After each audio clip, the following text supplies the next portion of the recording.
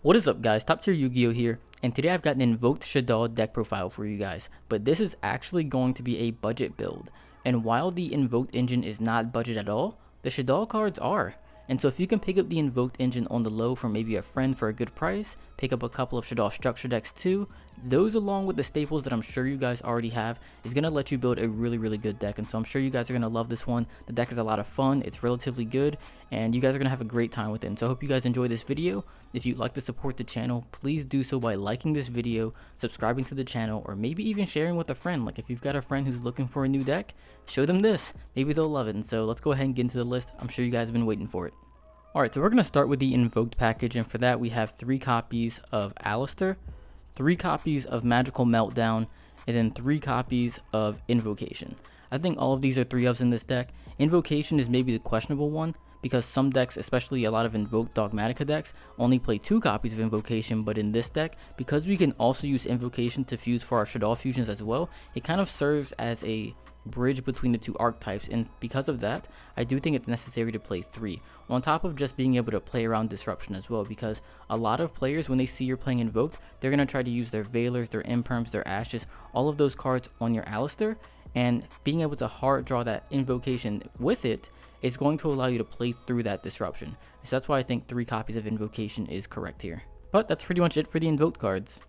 For the Shaddolls, we have 3 copies of Squamata, which gets us to every other Shaddoll monster, 3 copies of Windy, which also gets us to every Shaddoll monster, 2 copies of Hedgehog to get us to all of the Shaddoll monsters once again, 2 copies of Aerial, which is different from what I've done in a lot of other builds, but in this build in particular, because we banish so many cards with Shaddoll Schism, with Shaddoll Incarnation, maybe even Invocation, I do think that Aerial is a card that I find myself wanting more often than not. So I like playing 2 copies in this build, and plus it's a way to disrupt your opponent's graveyard as well. So I do like 2 copies of Aerial right now. That's it for the Shaddoll that we play multiples of. For the 1-ofs, we have 1 copy of Falco, 1 copy of Beast, and then 1 copy of Dragon.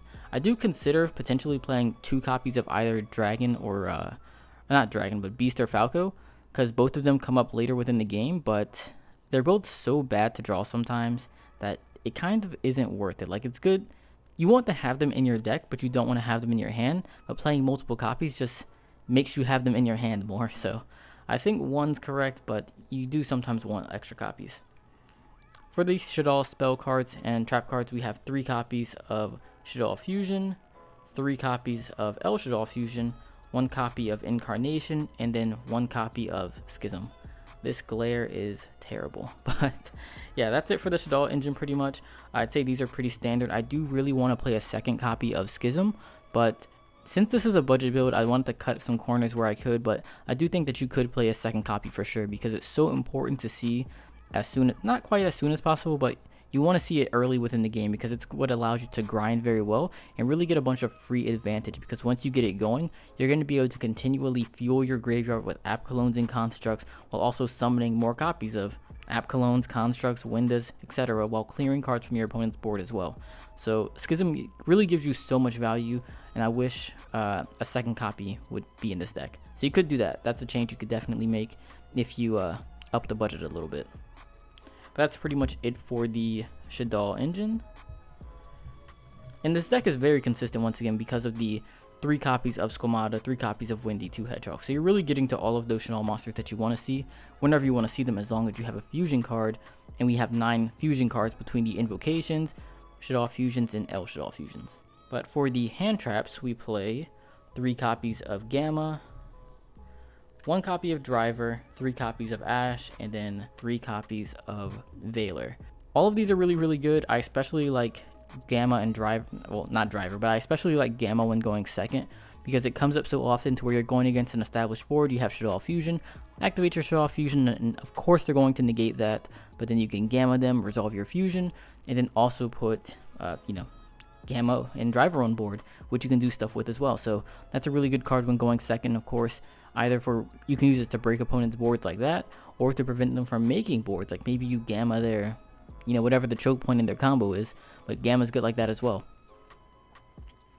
The other thing that I like about these hand traps in particular is that they are all good attributes. So you have obviously light attributes for your constructs and macabas. You have fire attributes for Purgatorio. So these attributes work out well with both of your engines, and so big fan of these hand traps. You could also play Nibiru, but that's a more expensive hand trap, and it's also, I don't want to say it's not as impactful. It definitely is very, very good, but you could argue if it's worth the price versus the impact that it has over the cards that we were playing.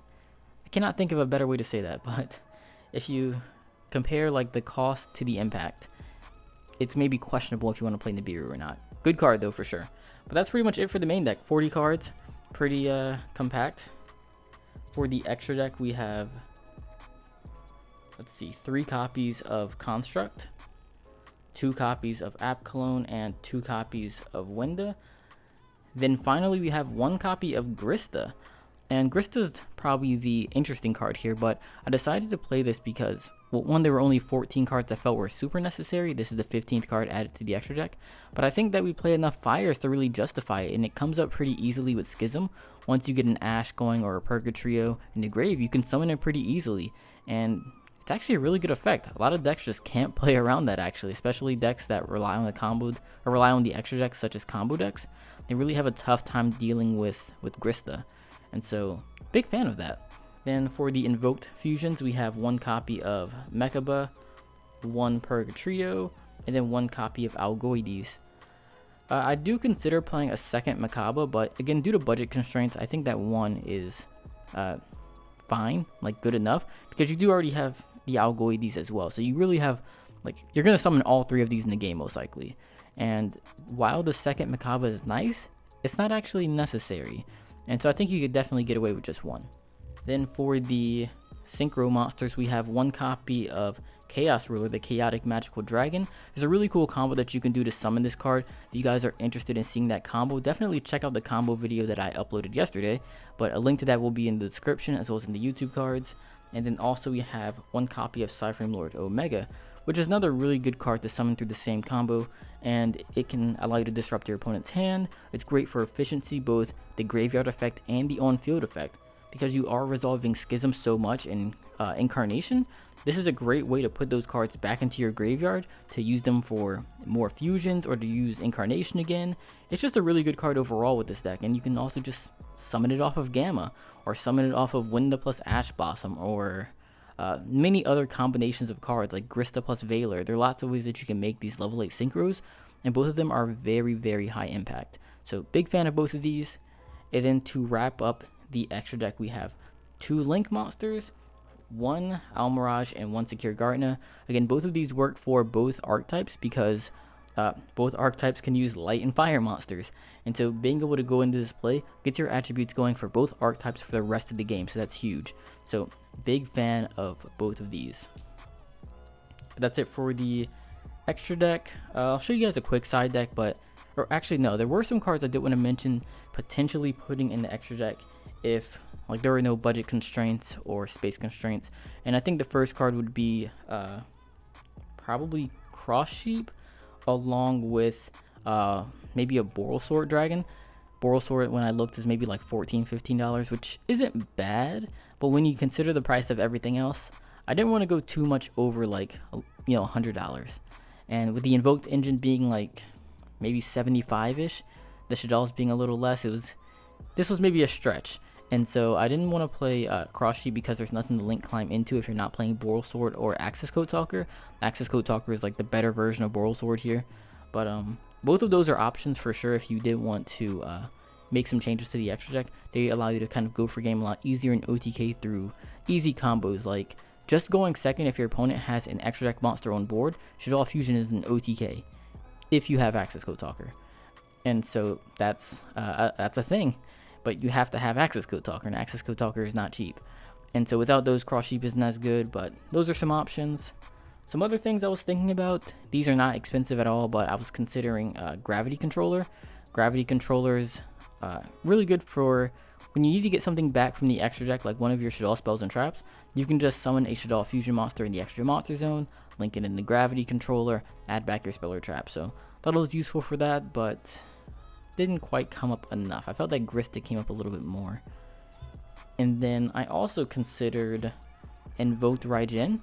And I mostly considered this because we are playing, 3 copies of Windy, 3 copies of Skomata, which can dump Windy. We have lots of access to it, but and it's also really good. Like, flipping monsters face down is a great form of disruption, but the downside is it requires you to get so much going in order to be good. Like, you have to have both of your engines going pretty much, which is only happening mid to late game, but a lot of games don't go that far. And so I felt that Raijin also was a little bit win more, and so if I were to add in another Invoked Fusion, it'd probably be another Mechaba. But then after that, Raijin would be good. But those are just some other options I was considering in the side deck. But yeah, let's go to the extra deck. I'm just going to show you something really quick. It's not like concrete or anything, but with the format changing soon with Phantom Rage coming out, a potential ban list in like a month or so, side decks are very subjective, so up to you what you guys want to play in the side. But just something I tossed together, what I've been testing online, is 3 copies of Evenly, 3 copies of Droll, 3 Cosmic Cyclones, 3 Nibs if you want to play Nib, and 3 copies of Lancia. Again, just very subjective, very simple side deck. All of it's pretty good. I do like that Chaos Ruler can pick up Lancia or Nib. That's pretty cool. Droll is great. It's also a wind, so when I was testing Raijin, that was a neat interaction, having another wind in the deck. And then Evenly and Cosmic Cyclone are both just great generic cards. But that is pretty much it for the main side and extra. Alright, so the final thing I wanted to do in this video was to just show you guys a couple of test hands so you can see what hands look like with this deck, some of the options when you are playing this deck, what some of the options are. So let's just do a couple of test hands just really quickly. So I just power shuffled, and now I'm shuffling again just to further randomize the deck, but let's go ahead and get into it. So for this first hand, we've got El Shaddoll Fusion, Driver, Magical Meltdown, Skomata, and Falco. And so with a hand like this is actually pretty good because we have access to a Shaddoll Fusion, so we could do Shaddoll plays, and we have multiple Shaddoll monsters, a light monster. Then we also have a Meltdown, which can protect the summons of our Shaddoll monsters too, so that's a pretty neat interaction between those. So what you could do with this hand is just like Meltdown for an Alistair, summon Alistair, Almirage, Security Gardener, Mechaba. Then you could use El Shaddoll Fusion to set up a Winda as well. So you'd have Mechaba plus Winda. That's going to be very, very strong, and a lot of decks are going to struggle to beat that board. And then with when you summon your Winda, you're going to be able to set up Falco. Skomata can set something up as well. You really can get both engines going with this hand, so this is very, very strong. Very, very good hand. But let's go ahead and do another one. I would play it out, but I don't want to take up too much of your guys' time. If you want to see more test hands with this deck, and you want to see things that are played out more fully, definitely let me know down in the comment section. Or if this video, gets enough views and likes, it'll definitely be something that I consider. But we'll see about that. So for this second hand, we have another El Shaddoll Fusion, Ash Blossom. Ooh, the glare is terrible here. There's like a light right above my desk. Hedgehog, Meltdown, and then Incarnation. So this hand is decent, but getting disrupted on the Meltdown would be very, very painful. But the fact that we do have Meltdown is what saves this hand, because we could again set up a Mechaba, and then from there we could have the El Shaddoll Fusion for a kind of backup, and then we have Incarnation, which is also not terrible in this scenario because you're going to be able to get stuff in your grave. You could use it with Incarnation to maybe, make some more plays, but it's tricky. This isn't the best card to have in hand, but it's not terrible either. It's just that this hand isn't very Shaddoll focused, and that's what makes this kind of iffy. But depending on how you play it out, you definitely could use it, especially once you get to the mid game. Then it's going to be really strong. I almost forgot. Another thing you could actually do with that same hand is you could go for Grista, and then with Grista, having this Incarnation hand could be pretty good because you have something in the hand that you could discard for Grista's effect. So that's an option as well. We have a fire, but also through Almirage, which we'll get through the Alistair, is also fire. So we have the option of going into those places as well, but it'll be tricky to figure out how to sequence everything. It's difficult because you usually go Almirage and Secure Gardener, and so if you do that, you can't go into Grista with this hand, and if you use Grista, you won't have a light monster to use for Mechaba. So that's kind of tricky, but you could also use Ash, but that's questionable. But nonetheless, let's move into another hand. Alright, so let's see what we get for this hand. So we have Ash Blossom, El Shaddoll Fusion, Beast, and Hedgehog. So there's not a whole lot we can do with this hand. We could just go for Winda and then pass on double Ash, or we could go, I mean, yikes, you could summon Grista, but not sure what we really do from there. I think Winda's the clear good choice here, so I think you just have to summon Winda with these three, search maybe a Falco, set Falco for more value, hope you draw something good with Beast. So let's actually see what we get from that, just, you know, to see. So we activate our El Shaddoll Fusion, fuse with Beast and Hedgehog,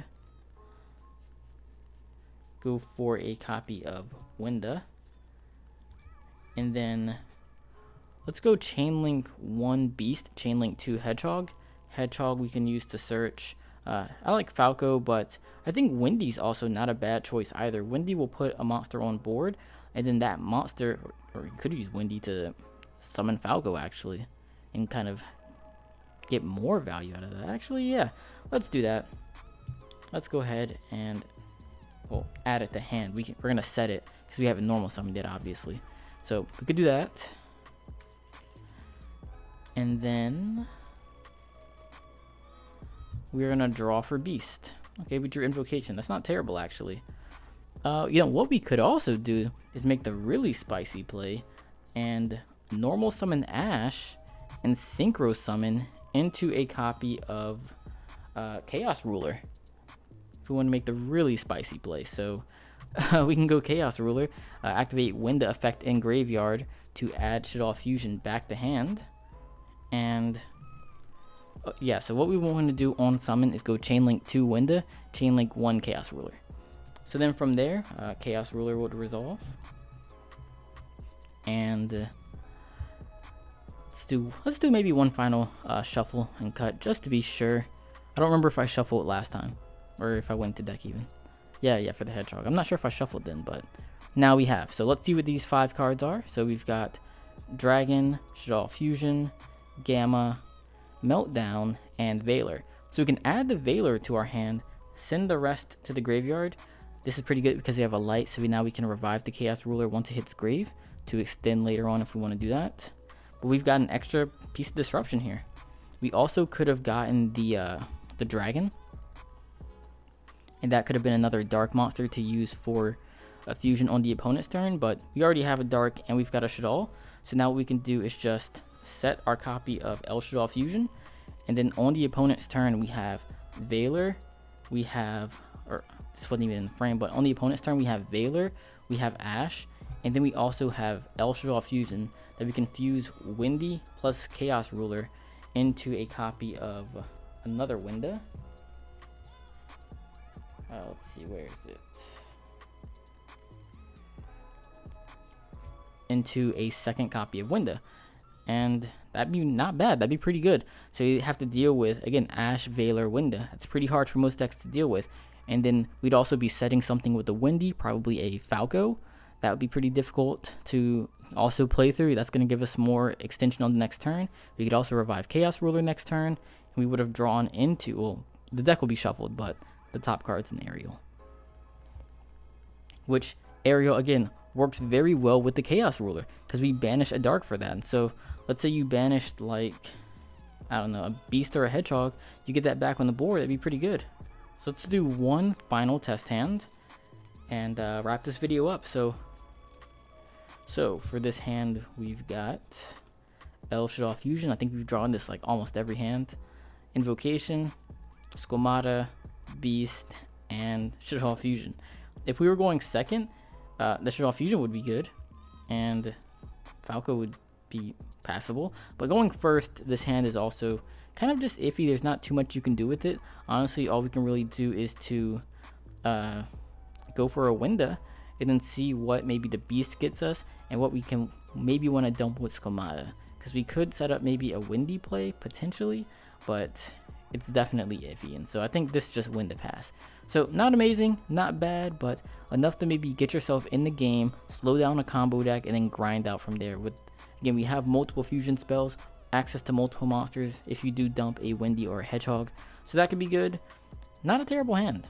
Not amazing, obviously, but not terrible.